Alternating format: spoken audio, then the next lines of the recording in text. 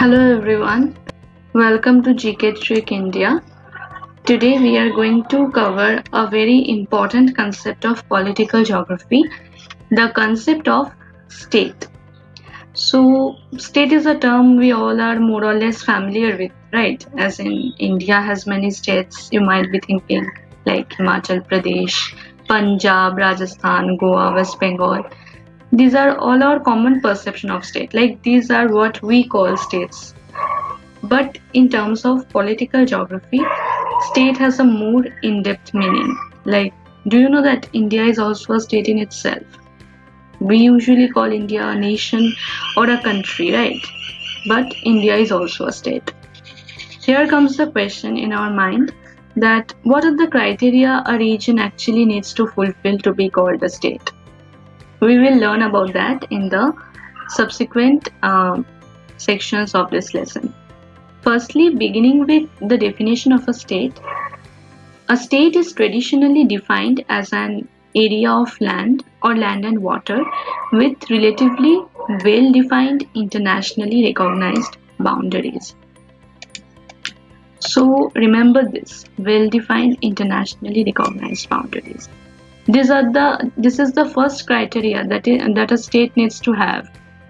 Boundary within which there lies its territory where the people resides with independent political identity and loyalty.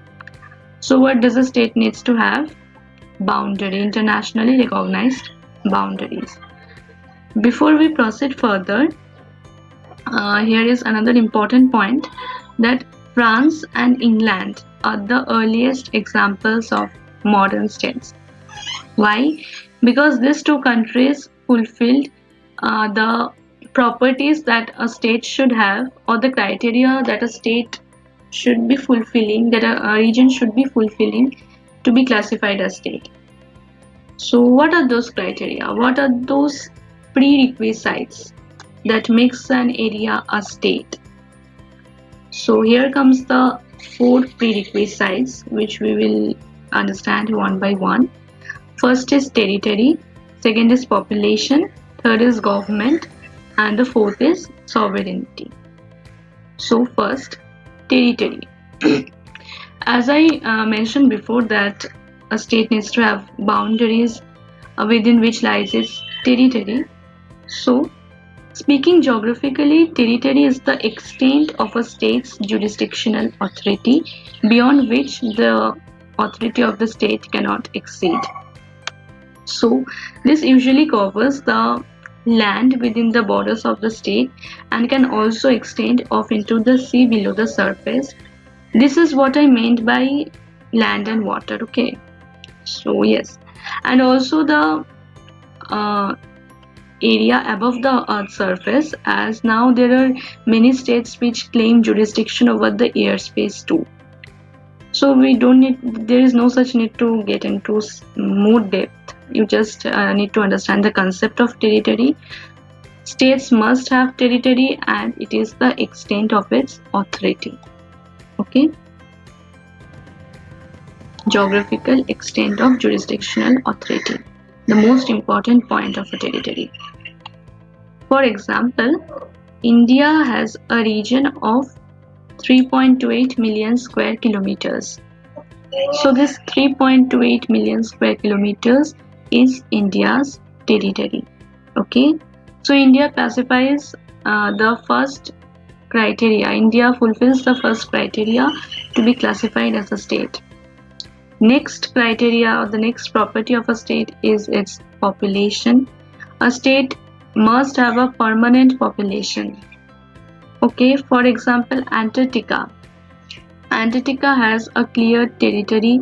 It has a territorial extent, geographical extent, but it has no permanent population, right? So it cannot be considered as a state.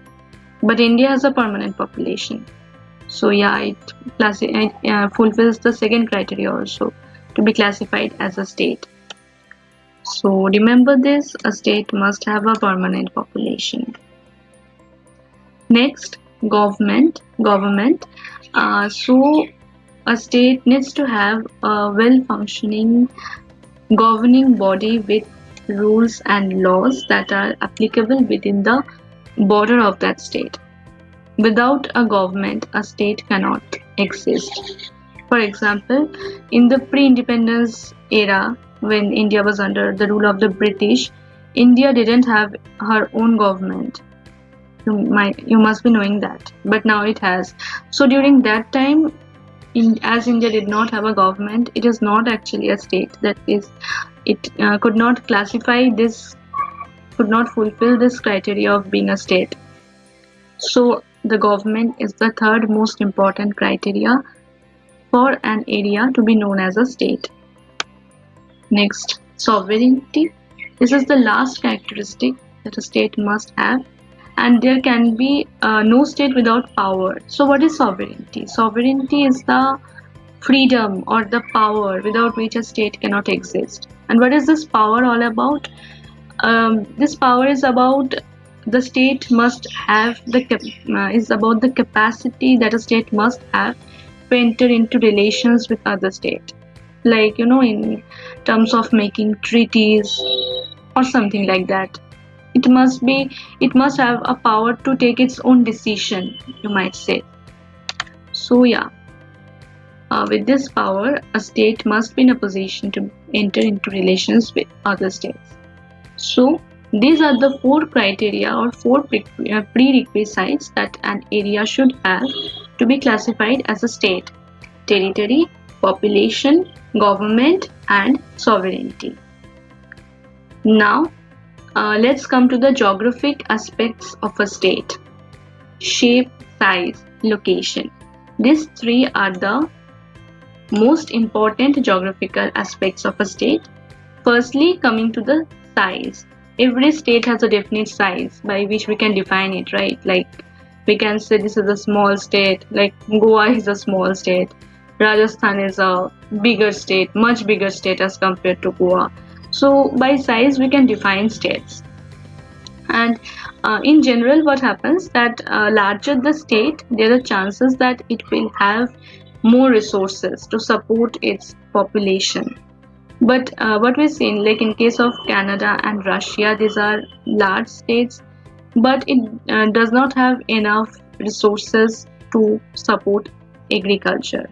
So that is not always the case, that larger states will have more resources to support its population. But what my point is that every state has a definite size by which we can define it, like small states, large size states, medium sized states.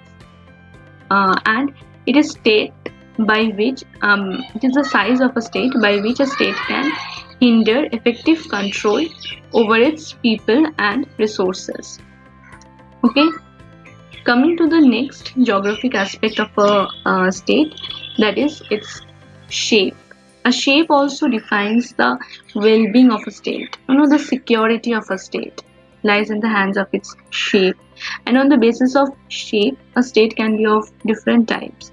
A state can actually be of 5 types on the basis of shape, which we will learn. And this is really important and interesting as well to know that wow, there are so many types of shapes, types of states there are. Okay, so there are 5 types of shapes that a state can have: compact, prorate, elongated, fragmented, and perforated. So we will learn one by one. What are compact states? These are states which have roughly circular shape, like these have a uniform shape. Like see, this is the map of Cambodia, okay, and you can see this have a more or less uniform shape or circular shape.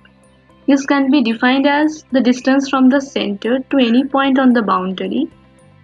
If this is the center, and the distance to any point on the boundary will be more or less same. Okay, so these are compact states with an uniform or a regular shape. So the first kind of shape what we learned is compact shape or the compact states, which have roughly regular shape. Remember this. Next, product states. These are almost compact states, but only the difference lies in the fact that it has narrow extensions. one or two narrow extensions which makes it different from the compact state. Like see in this case, this is the map of Thailand, and if we see this portion, it is almost compact, but this elongation, in some cases there can be more than one elongation. Okay, this elongation or extension is what makes it different from a compact state. And there comes this concept of, or this term, product states. States with narrow extensions of territory in the form of peninsular elongations of land. Next, the shape is elongated states. By the name we can understand, right? Elongated means narrow, long. Yeah, long and narrow states, where the length is more than the breadth or the width. Like for countries like Vietnam, Norway. So coming to the next type of shape, fragmented states. So by this term you can understand, you can make out what this kind of states will look like. The territory of the states are fragmented, like in case of Philippines, if you see the map, you can see the Philippines or Indonesia.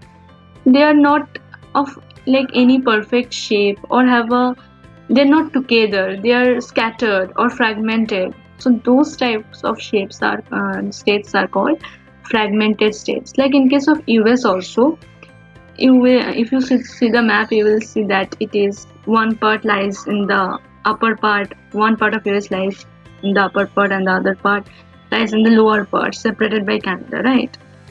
So US is also a fragmented state. Philippines, Indonesia, they're island countries, and they are composed of like small islands, small fragmented parts. So those are fragmented states. And perforated state. Perforated state are those which completely surrounds the territory of another state. Like as you see in this figure, this is the perforated states. These are smaller states, the deep colored ones, and this is the perforated state which covers the territory of that smaller state. Like in case of South Africa, Italy, these are examples of perforated states. So remember this state would completely cover the territory of another state. So we learned about 5 types: compact, product, fragmented, elongated, perforated. Okay. So coming to the next geographical aspect of a state is its location. And this location is also a very important factor in determining the physical makeup of a state. First of all, astronomical locations. Astronomical locations are those which we define by latitudes and longitudinal extent. Like in case of India, we say now that India extends from this latitude to this latitude, like 8 degree 4 minute 28 second north to 37 degree 17 minute 53 seconds north latitudes. So this is the astronomical location of India. Okay, there is locations which are defined by or in terms of latitudes and longitudes. Next, locations with respect to lands and water bodies. This defines location of a state in relation to water or like water bodies or other lands. For example, we can explain Punjab's location with respect to river Sutlej. Like Sutlej flows through Punjab, and we can say that the state which lies near Sutlej or the state which lies on the bank of Sutlej is Punjab. We can say like that, and by this way we can define the location of Punjab, right? Next, location with respect to other states. These are relative locations.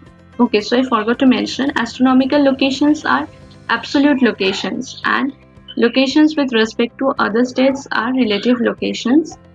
For example, as in case of, if we like try to define the location of Pakistan, suppose, then we can say the state which lies to the west of India.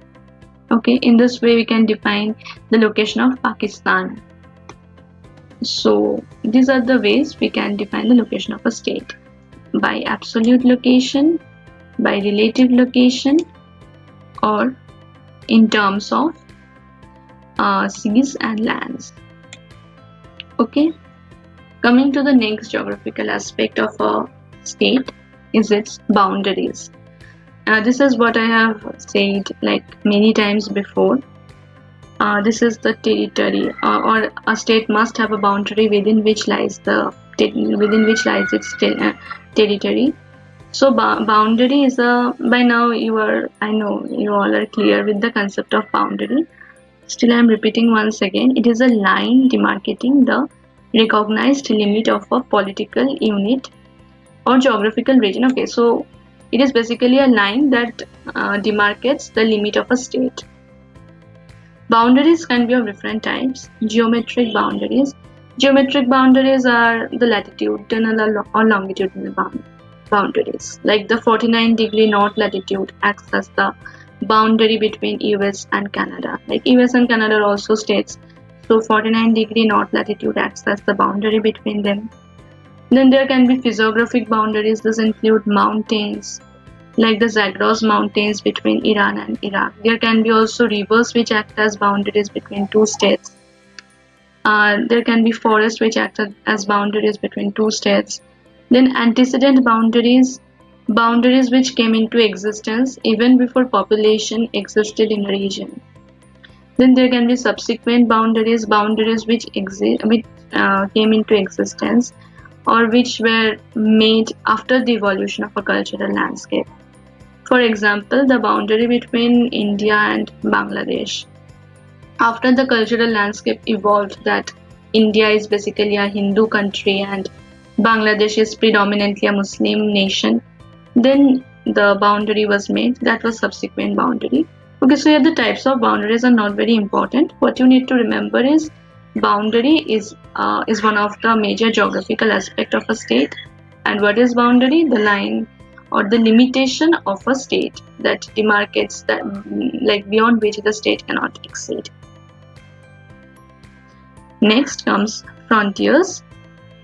Frontier is also a very important geographical aspect if we speak of state. Frontiers are more or less like boundaries, but different from boundaries actually. While boundary is a line demarcating the demarcating the limitation of a state, frontiers are political units or areas beyond which expansion of a state can take place. Like boundaries are areas beyond which the expansion of a state cannot take place. Like in case of the Durand line boundary between Afghanistan and India, like India cannot go beyond that line. Afghanistan also cannot cross the Durand line to occupy India. So that marks the boundary between these two states. But in case of frontier, what happens? It is not a line, it is a zone or an area beyond which an expansion can take place. For example, the mountainous area lying between British India and Afghanistan acted as the frontier till 1893. Okay. So what am I trying to say is before 1893, the mountainous area that was between India and Afghanistan, that was the frontier. But after that, Durand line was drawn, which became the boundary or the limitation. So these two are very important aspects of a state, and you guys understood the difference, right? Like boundary is the limitation or a line, and frontier is the area beyond which expansion can take place. Next, political and economic organization. A state must have a political system consisting of the formal and informal structure which manifests the state's sovereignty over a territory and people. Like as I mentioned before, a political system, a government is what a state requires to maintain its sovereignty, to prove that it has its sovereignty. Okay, so a political organization is a must. And also states have emerged as active participants in the process of economic development as well. So there needs to be an a perfect economic system as well. Like India is a mixed economy, right? So there needs to be economic system in a country, in a state as well, to be it is not a criteria to be classified as a state, but you can tell that it is an aspect of a state to have an economic system or an economic organization. So political organization is, as I mentioned, the government, and economic organization is an economic system that a state needs to have. Next comes core and capitals. Cores are the original nucleus or the core area from where the development of a state has started. Okay, and then it has spread to the other parts. So all states have a core area. Like if we speak of India, what is the core area of India? There are many such core areas, but we can say that Delhi is one of the core areas of India. Okay, like from where the development starts, the original nucleus, and then the development spreads in other areas, and it is the core area which have the densest population, the most developed transportation system, the largest amount of resources, largest population, largest cities. So all states need to have core areas, and examples of core areas are Paris, London, Moscow, and Delhi, as I said in case of India. Next is capital city. Capital city of the state. Okay, so yeah, the original nucleus or the core area is the most developed economic base with the densest population, largest cities, developed transport systems, and resources to sustain it. So you understood the concept of core area, like which acts as the major economic base, which is the most resourceful area of a state, that is its core area. And capital city of a state is the one which is located within its core and is the very focus of the core, which has the central authority, and it is the center of the population and economic function. Okay, so and if the capital city of a state is the largest, then it is termed as primate city or primate city. So in case of Paris in France, London in UK, these are primate cities. Sorry, it's not primate city, it's primate city. So yeah, these are all the geographical aspects of a state. First, what we learned? Size. Then shape. We learned different shapes. Then the locations, which we learned like absolute locations, relative locations. Then we learned about boundaries, frontiers, political and economic organization, cores and capitals. These are all the geographical aspects of a state. And what are the criteria that a region must have to be classified as a state? Population, first of all, territory, population, government, and sovereignty. Okay, so with this we end today's discussion of the basic aspects of state. And we will not discuss the concept of nation today. We will be discussing that on some other day. So yeah, with this we end our topic of discussion.